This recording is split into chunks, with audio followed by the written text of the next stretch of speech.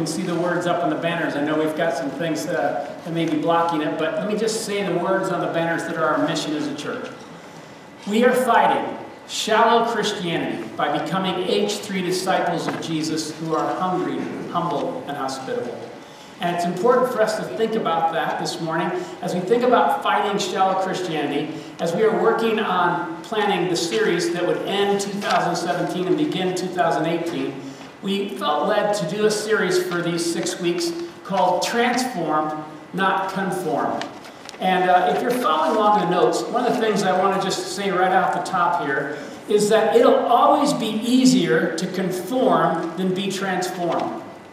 It'll always be easier to conform than be transformed. If it was easy to be transformed, everybody would do it. But the reason why we say we're fighting shallow Christianity, beginning with ourselves, is because it is a fight. There is this constant, you and I will never drift into spiritual maturity. The natural drift is away from that. The natural drift is towards shallowness.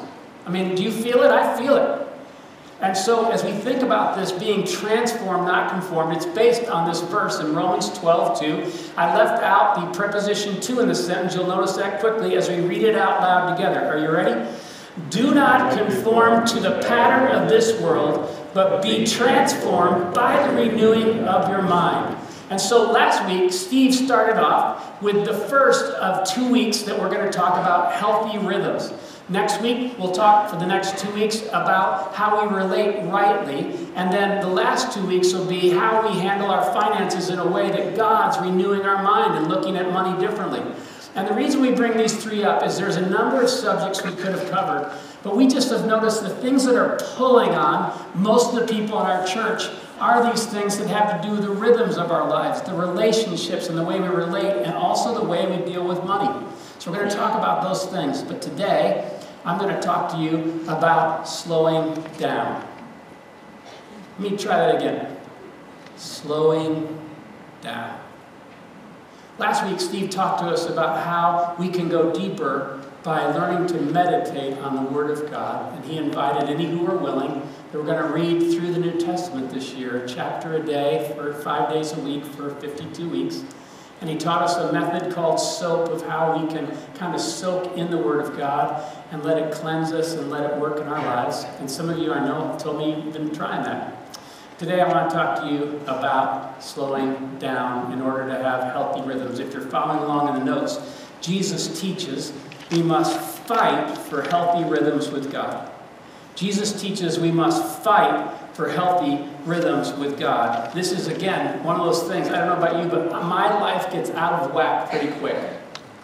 And so let me just read something to you. John Ortberg, in his book, The Life You've Always Wanted, describes a conversation he had with an older mentor. He described to his mentor on the phone which things tend to move him in his which things tend to move in his current setting. He told him about the rhythms of his family life and about the present condition of his heart as best as he could discern it. And then he asked his mentor, what do I need to do to be spiritually healthy? Long pause over the phone line. And then this. You must ruthlessly eliminate hurry from your life. Another long pause. John Ortberg said, okay, I've written that one down. That's a good one. What else is there? Another long pause. There is nothing else, his mentor said. You must ruthlessly eliminate hurry from your life. So John Ortberg writes, imagine for a moment that someone gave you this prescription with the warning that your life depends on it. Consider the possibility that perhaps your life does depend on it. Hurry is the great enemy of spiritual life in our day.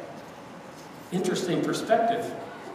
So I want to talk to you today about how we can be transformed by slowing down. Why is it a big deal? What does Jesus teach us about that? I want to look at 3 snapshots from Jesus' life and how he teaches us about this. And then I want to talk to you about 3 practices. And then we're going to actually put our toe in the water and actually try and practice this a little bit before we take communion. So would you pray with me? And then we'll look at this together. Now, Lord, I ask that you would show me how to, this is the 3rd time today, show me how to be in tune with you. I pray you'd be a blessing to many people here, that you would touch every person where they need to be touched. For your glory, for your sake. Amen. Okay, so if you would you open your Bibles to Mark chapter 6. Mark chapter 6. And if you're not getting used to your Bibles, Mark is in the last fourth of your Bible. If you want to use one of the black Bibles that's in the seat racks, hopefully nearby you, you can pull one of those out, and it's on page 817. What I want to do this morning is show you several passages in the Gospel of Mark, and that's where most of the snapshots are going to come from. So you just mark that place, and I'll come back to it in just a few moments. Now, I don't know about you, but whenever I talk about a subject like slowing down, it always helps me to kind of review a couple things. So the first thing that's important for us to review is, what's the goal in life? See, if you know the goal, you can move towards it. If you're unclear about what the goal is, it tends to be more frustrating. You don't necessarily know where to aim your life. So let me just remind you what the Bible summarizes is the goal in life, if you're following along. The goal in life is to walk with God and do life with Him. The goal in life, the reason that you've been made, the reason why God made you, is to walk with Him and do life. All of life, even the most ordinary moments of life, with Him. So if that's the goal, then why are hurry and busyness so dangerous? Why are they such a problem? Why do we need to ruthlessly eliminate them from our lives? Well, if you're following along, hurry and busyness damage our souls and our closeness with God. Hurry and busyness damage our souls and our closeness and fellowship with God. Let me try and explain. Maybe a picture would help. Years ago, a guy that was a mentor in my life was a part of a ministry that was very, very involved. And I don't know if you can all see up here on the whiteboard, but he, on several occasions, drew this kind of graph. And he drew two lines. He drew a speed line and he drew a soul line. At that time in his ministry, things were going so fast and so growing so exponentially that he noticed some things happening in his life, and he eventually recorded this way. He said, I've noticed that when the speed line is going up like this, up and to the right, that fast, he says, you know, in my life, sometimes my hair is on fire. I sometimes am operating at Mach 2 speed just to try and get everything done that needs to get done. And he said, for a long time, I lived under the illusion that as long as I had my devotions and went to church on Sunday mornings, that my soul could keep up with the speed I was going at. But here's what I learned, is that the faster the speed went, the more my soul could not keep up. And then he told a story that I've never forgotten. He said at that time, his daughter was in 7th grade. And he was at home in his office, working on some stuff, and she could tell he was a very busy man. And so she walked in and she said, Dad, can I tell you something? And he said, well, honey, if you can tell me real quick, then go ahead. And she said, that's okay, Dad. I'll come back sometime when you can listen slow. What he noticed is that the speed was affecting, his relationship with God and his relationship with other people. That his soul was not in a healthy place to be able to navigate through life and really be engaged, really be able to take in what really mattered in life. And so that's one of the reasons why. And so Jesus teaches us a better way. And so let me just invite you to look at Mark 6. I'm going to read verses 30, and when we get to the next verse, 31, it's in that second grade box. If you'd be ready to read that with me, then we'll do that. So, again, let me just invite you to follow along. So here we go. Mark 6. I said Luke, didn't I? Mark 6, okay? So here we go. The apostles gathered around Jesus and reported to him all that they had done and taught. Now, in order to get the context of this, if you look back at verses 7 through 13, what you find is that Jesus had sent his disciples out 2 by 2 to different towns and villages, and he'd given them the power, the authority to cast out demons, to heal people, and to teach the good news of the message he brought to earth. So now they're coming back and reporting it all to him. Okay? Now let's read verse 31 together out loud from that second grade box, if you would. Then, because so many people were coming and going that they did not even have a chance to eat, he said to them, "Come with me by yourselves to a quiet place and get some rest." And so verse 32 says, so they went away by themselves in a boat to a solitary place. And can't you almost feel this? Can't you feel like where they almost went, oh, like that? Now here's why this is important. I don't know when you read the scriptures how much you engage with your imagination or you try and picture what this would have been like for his disciples. But anytime you confront darkness and evil, as they had just done in all those towns and villages, casting out demons, anytime you have a long line of people saying, "Would you heal me?" Anytime you're speaking to a crowd where you've got to be mentally engaged to make sure that what you say makes sense, it is so taxing, it is so involving that you get tired. The speed is huge, but your soul at that point, it matters what you do. Jesus saw that they were really thankful for all that had happened, all that God had been doing through them, but he saw, oh boy, this is a time to do something. And if you're following along the notes, here's what I want you to see in this first snapshot. In a busy ministry season, Jesus calls a timeout. In a very busy ministry season, Jesus calls a timeout. Now this is actually countercultural. There were probably people in those days going, there's a revival going on. People are really being changed by God. We can't afford to take a break right now. And Jesus says, oh, no. This is when we absolutely have to take a pause right now. We've got to call a time out. Let's get in a boat and come with me, be with me to a quieter place. Come on, let's change gears so you can be recalibrated in your soul. So if you're following along, he shows his disciples how to guard the pace of their lives.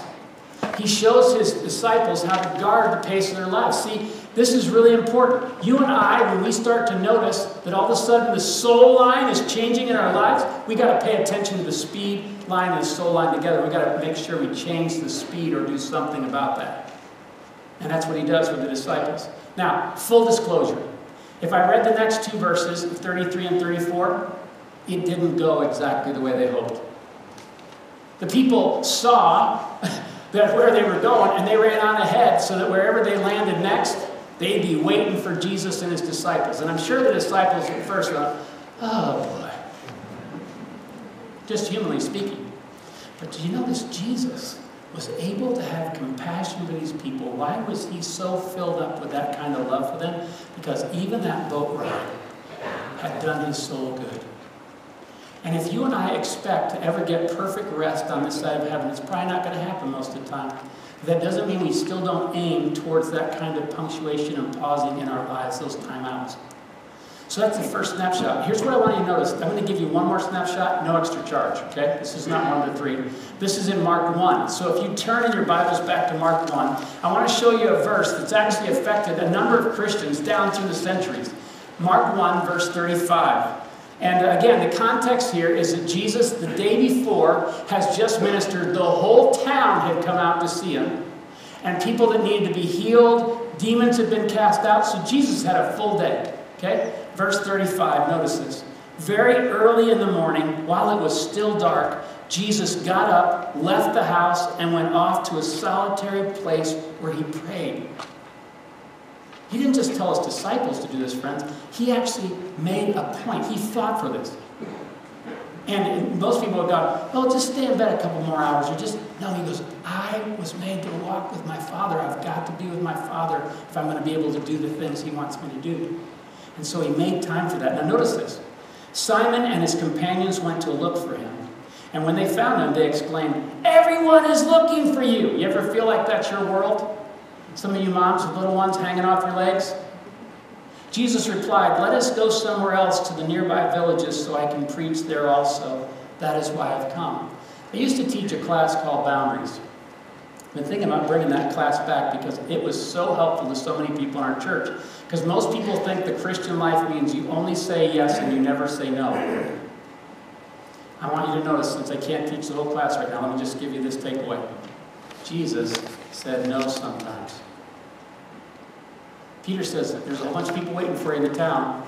And Jesus said, we need to go to another town because that's why I've come. That means saying no to them in order to say yes to the other places God's want. I've already helped here, but God's telling me now it's time to do something different. Friends, it is hard to say no. Anybody knows that? It's hard to say no to our kids sometimes. It's hard to say no to our boss sometimes. It's hard to say no. But where did Jesus get the power to say no? By being with his Father. And what God wants to teach us is when are the right times to say yes, when are the right times to say no, so that our soul is not bitter, resentful, and empty. It's powerful. Snapshot number 1 with the extra one. Okay, here's snapshot number 2. And it's not in Mark, but keep your Bible open to Mark because we're going to come back there for the third snapshot. It's in Luke chapter 10, verses 38 through 42. Now, we studied this a year and a half ago, but let me just read through it with you. As Jesus and his disciples were on their way, he came to a village where a woman named Martha opened her home to him. She had a sister called Mary, who sat at the Lord's feet listening to what he said. But Martha was distracted by all the preparations that had to be made. She came to him and asked, "Lord, don't you care that my sister has left me to do the work by myself? Tell her to help me." Here's Jesus. "Martha, Martha," the Lord answered, "you are worried and upset about many things, but only one thing is needed," what the footnote says there. "And Mary has chosen what is better, and it will not be taken away from her." Now here's why I want you to notice this. If you're following along the notes, Jesus teaches Martha the one thing needed in life. Jesus teaches Martha the one thing needed in life. Needed, necessary, essential, can't go without. Okay? Nothing wrong with making dinner. It's part of everyday life. Jesus wasn't saying you don't have to make dinner. He was simply saying the way you're making dinner shows that your soul is not healthy. And that's because you're trying to do it without the one thing. What's the one thing? He's the one thing. Mary, in the middle of that, saw an opportunity to listen to Jesus because he was saying something important. Martha got so caught up with what she thought had to be done that she couldn't listen to what was most important. We've all seen that illustration of if you have a big jar and you have rocks and pebbles and sand, how do you fit it all in? And we all have heard that unless you place the big rocks first, you'll never be able to get everything in. The idea is that if we don't have the Lord as our priority, then we're just going to be out of whack. We're going to be out of sync. We're going to be so flurried and worried and messed up inside, so stirred up. So Jesus says these words in Matthew 11. "Come to me. Come to me. All you who are weary and burdened." Anybody in that group? "Take my yoke upon you and learn from me, for I am gentle and humble in heart, and you will find rest for your souls." I'll give you rest if you come to me.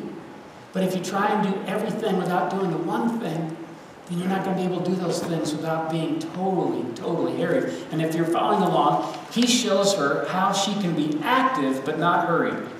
He shows her how she can be active but not hurried. In other words, some of us, when we hear the word slow down, we think lazy. We think they don't do anything. No, that's not necessarily what it means. Sometimes slowing down means very active, but in your soul being in a healthy place.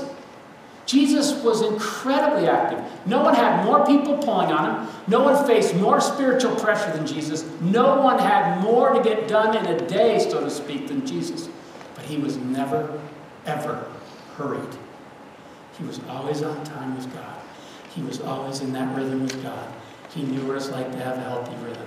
So that's snapshot number 2. Snapshot number 3 is found in Mark 14. If you want to turn back to there. In Mark 14, I want to invite you to look at verses 33 and following. And when you get there, I just want to remind you when this was. This is the night before Jesus was going to die on the cross for the sins of the whole world. So I don't know about you, but when I have something big coming up the next day, I sometimes will distract myself with all kinds of things that aren't even that important, but I'm just trying to keep things off my mind. Well, here's what I want you to notice if you're following along in the notes. When he's most overwhelmed, Jesus fights for slowing down. When he's most overwhelmed, Jesus fights for slowing down. He fights for this. Let me read verses 33 and following, 32 and following. They went to a place called Gethsemane, and Jesus said to his disciples, "Sit here while I pray." He took Peter, James, and John along with him, and he began to be deeply distressed and troubled. My soul is overwhelmed with sorrow to the point of death, he said to them. Stay here and keep watch. Going a little farther, he fell to the ground and prayed that if possible the hour might pass from him. Abba, Father, he said, everything is possible for you. Take this cup from me, yet not what I will, but what you will. So, if you're following the notes, notice this. He shows how slowing down can help us freshly surrender to God. He shows us how slowing down can help us freshly surrender to God. Do you know why slowing down is so big? Because most of the time when we get out of whack, when we get out of tune with God, when we get out of sync, when we're not in those healthy rhythms with God, what's the answer? To freshly surrender and say, here I go again. I'm trying to control my life. I'm trying to run the show. I'm trying to do it in my own power. And that's when he says, no. Come back to fresh surrender. And Jesus just says, if there's any other way to save the human race other than my sacrificial death on their behalf, I'm wide open. But here's what's important. My whole goal in life is to walk with you and do life with you no matter what. And the only way he could do it is by falling on his face, pausing, taking the time out, crying out to God, and saying, oh God, I pour my heart out to you. Please guide me, lead me. And he showed us how to slow down. Now, here's one more thing before we talk about the way to practice. And it's a question that's helped me this week. Ask yourself, what kind of person do I want to become? Ask yourself, what kind of person do I want to become? I'm going to put up here on the screen. Some of you know we gave the subscription of Right Now Media to every person in this church that requested it. That means that if you go onto that website and use that, there's all kinds of Bible studies and all kinds of things you can use. Well, one that I looked at this week is one called Simplify. It's based on the book Simplify. There's 4 sessions. I recommend the first session. Bill Hybels talks about some of this, and he says this. Most often in our culture, people, when they look at their calendar or think of their schedule, say, how am I going to get all this done? He said that's not necessarily an unfair question. It's just there's a better question. What kind of person do I want to become? See, if you're concerned about what kind of person you're going to become, that'll change the way you spend your time.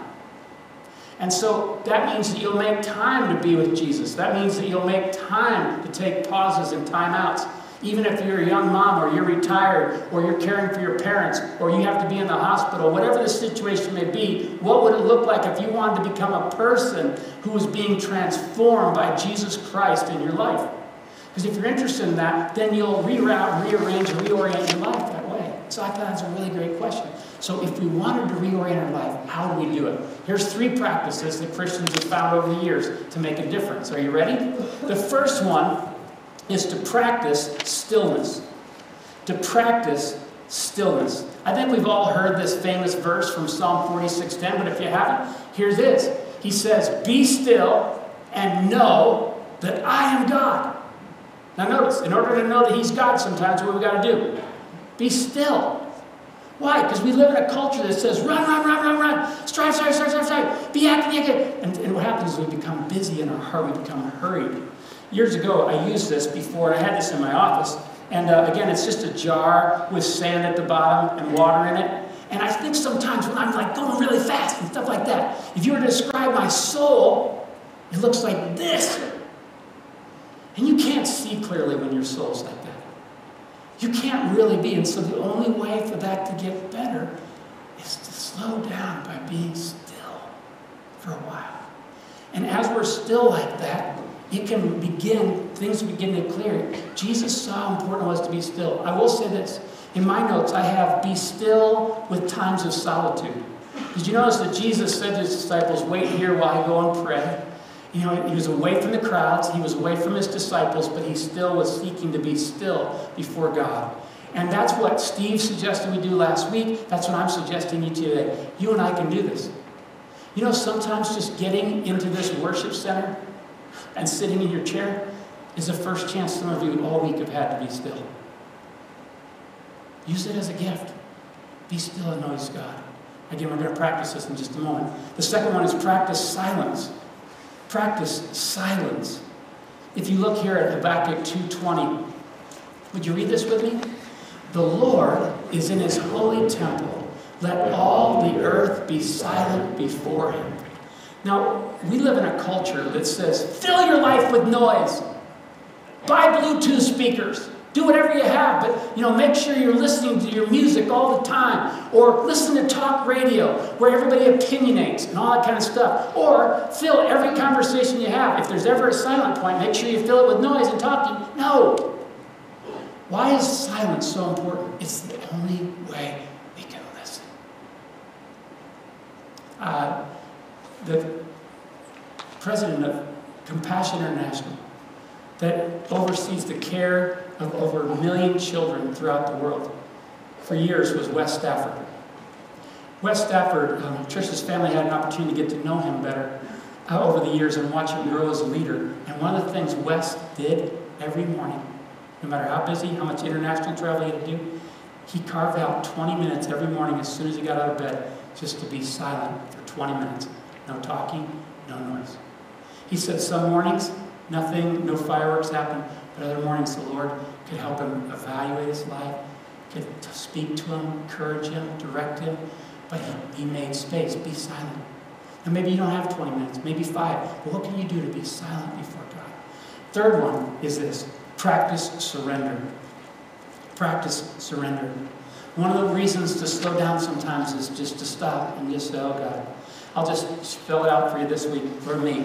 After being off for some time, my first day back in the office was January 2nd, this past Tuesday. And so I got up and I spent some time. I was here last Sunday to hear Steve's message. And I was thankful for the opportunity to read Matthew. Read Matthew, did some of that soap time. I got ready to go. I got in my car and I thought, now this is what usually happens. The minute my foot hits the garage, I'm out of here. I just go fast. And the Lord goes, this would be a good time to practice what you're going to teach on Sunday. Well, I hadn't done this in a long time, so I sat in my car for like 2 minutes. 2 minutes! And I just went, I took a couple deep breaths, I went, when I took those deep breaths, and I said, Lord, you know all that I have to get caught up on. You know all that's on my mind. Show me how to do it with you at the speed you want me to do it at. There's a lot more I could say. I talked to young moms this week that said that sometimes at the bus stop they learn how to pray with their kids. Other times, guys in the office tell me that they'll set their alarm every once in a while on their watch just to remember to stop and pray. I don't know what it would look like for you, but what would it look like if you and I were to slow down? See, something little like this can make a big difference in our soul. There was a guy, a physicist, that once studied what dominoes can do to each other, and just to make it interesting, he took a little domino that was 5 millimeters tall, 1 millimeter thick, weighed something like a half an ounce or something. Then he put another domino that was twice as big, weighed twice as much, then another domino next to that was twice as big as that one, twice as tall, and eventually 13 dominoes. And he noticed that if he pushed that tiny little 5 millimeter domino over, he would eventually knock over dominoes way bigger than that one. Why? Because it has a ripple domino effect, and you and I are still and slow down so that God can lead our lives and we can walk with him. So I've asked Chuck and Noah, they would help us practice stillness, silence, and surrender. And so back in the 70s, I heard a song called Slow Down by Chuck Gerard. And I asked Chuck if he would sing it for us, sing it over us. And so we're just going to take some time to change gears before we take communion. We're going to take communion in silence today.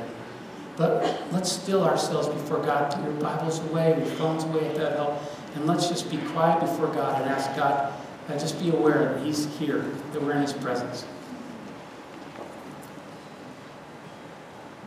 Slow down, slow down, be still.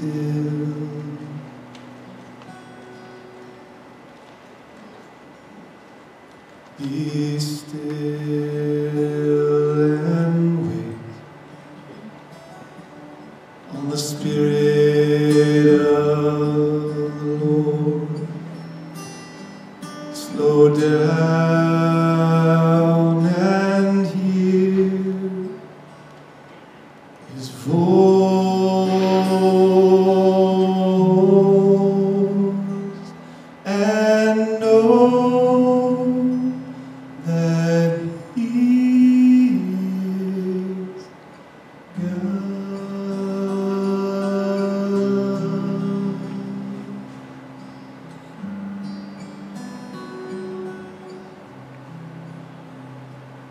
Slow down, slow down, be still.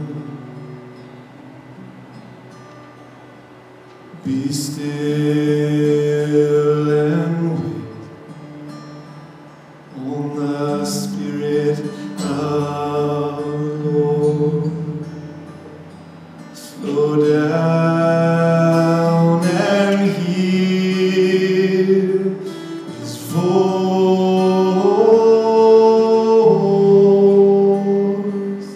and know that He is God.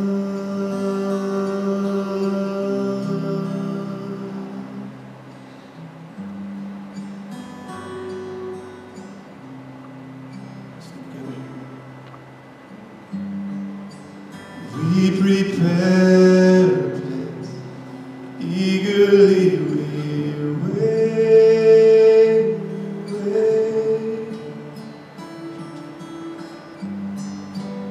We prepare a place, eagerly we wait.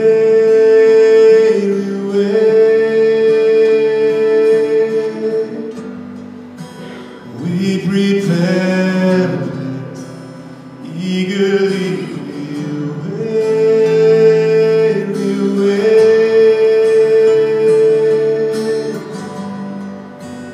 We prepare a place, eagerly we wait.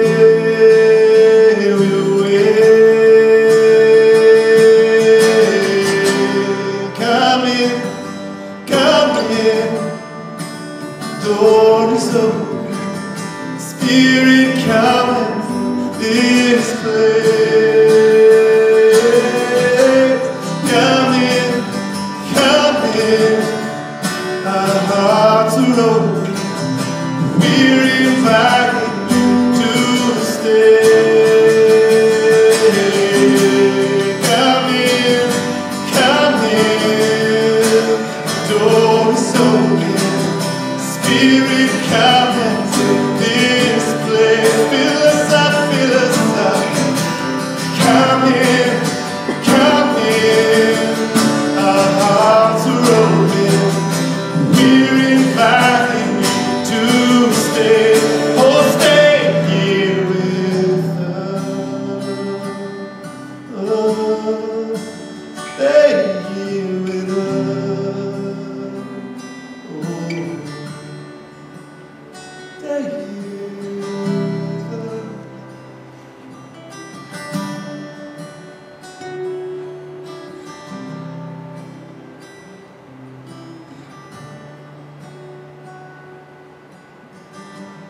Don't wanna grieve, wanna quench your spirit. How we need your guide, need your wisdom. Don't wanna grieve you, we don't wanna quench your spirit. How we need your guidance.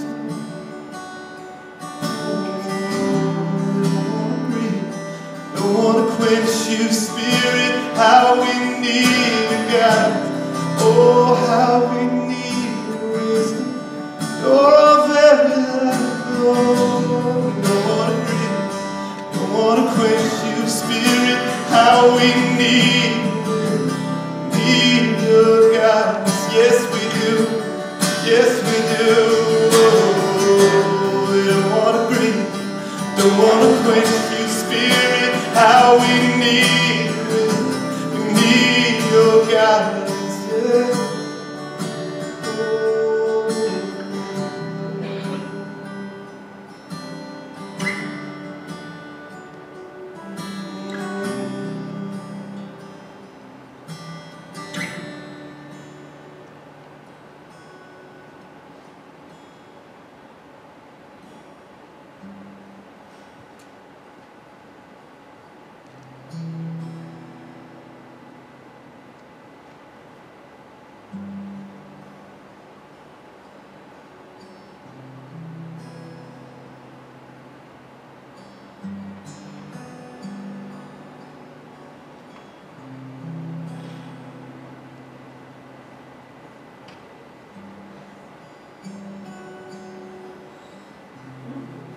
Who sings to them?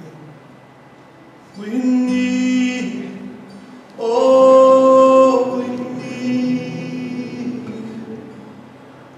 every hour we need.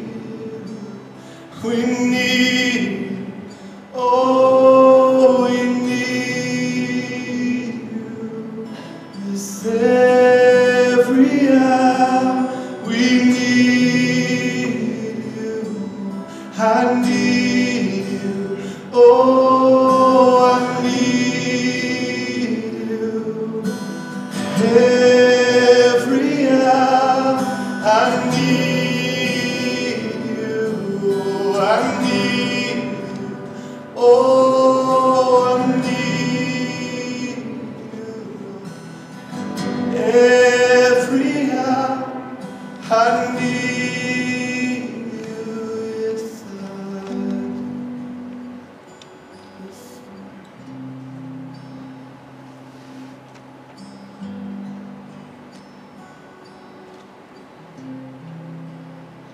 One of the reasons I love that song is because it just gives me a way to sing back to the Lord. Lord, I have not been depending on you. I've not been trusting in you. I've not been walking with you. But I want to. I need you, God. Bring me back. You're my source. You're the one I was made for. And so it gives us a chance to freshly surrender. We're going to take communion now, which is yet another way to slow down. I don't know if you've thought about why Jesus instituted this. The Bible says on the night he was betrayed, he took bread and he took the cup. I would have been thinking about myself. I would have been thinking about everybody else. Jesus instituted something he knew that would serve his people well for centuries and millennia afterwards.